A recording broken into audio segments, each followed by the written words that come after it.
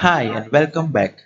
So let's finalize our sales report in this lecture. So as you can see here, we have done a lot of work in terms of its formatting, making sure we have the right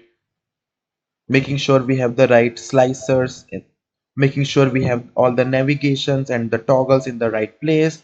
Now let's quickly put up these icons, see how these icons are being placed up and set up the right navigation. So as you can see here, these were the same icons which we have put up in our PowerPoint template. Now all you need to do is put them in your pages in the right structure. As you can see here this one is selected. There is another third icon which I put up here. This is not for a specific page, but if you see here, if I'll go to its action, this will be basically a Q&A button which the end user can click on to see the Q&A live in action and analyze the data on top of your report. So it's pretty good to put up a Q&A available right there as well. So once you have put up and placed these icons right there, now all you need to do here is you don't really need to create new bookmarks for them for the navigation. Just turn on the actions and on the type, instead of bookmark, select page navigation and you can set up the right destination here. Let me give them appropriate namings as well. So sales analysis detailed, probably this one as sales analysis summary. So now that we have both the pages available, similarly for second page, you have to give actions to this first button here and go to page navigation and set this up as sales analysis summary. Now that has been set up, all you can do is simply click on that and it will navigate you to the appropriate page. So just like that, you can add as many pages as you want if required and have the navigation set up appropriately in place.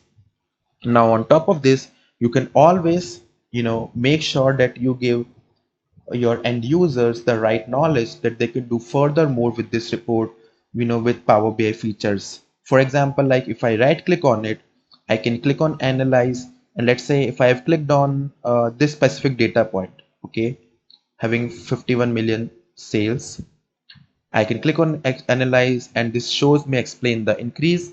So this will run its algorithm and will show me, okay, because of these specific sales team members, they were able to generate the highest sales and helping the overall sales to grow for that specific quarter, whereas this for this person Roger, the sales numbers have been comparatively low. And similarly you will get a lot of other analysis which Power BI has provided, so feel free to use them as well for your analysis. Similarly, you can again right click on it and click on summarize, which will again create a narrative for you or for the narrative for you. And if you have the appropriate place in your report, you can use them to show furthermore, to show some more analysis on top of your report.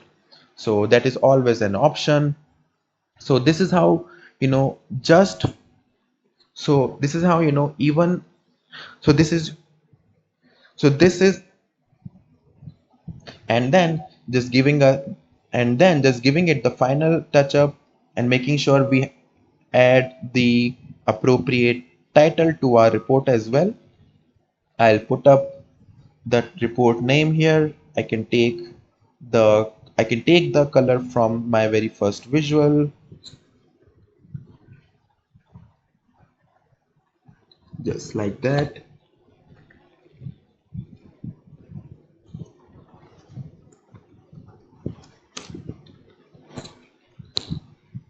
And giving it the appropriate color, increasing its size.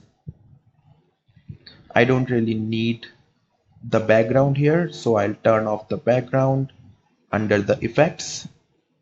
There you go. And if you want, probably we can make it bold as well. And bam, there you have it. So that's our sales summary. Similarly, you can add the title for the second page as well. and you are all good with this second design of your sales report as well. Now the in the first section we have worked on a much more darker theme, much more we have worked on we have worked on a much more darker theme, whereas in this report we have worked on a much more elegant and a simple looking theme, but yet much more, but yet a very beautiful design overall. So that's all what we have for this second theme.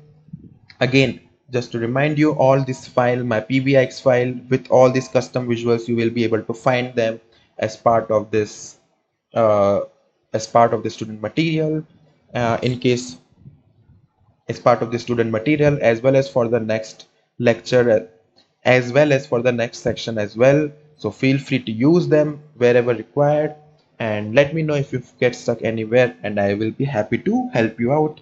So keep learning, and I'll meet you in the next one. Thank you.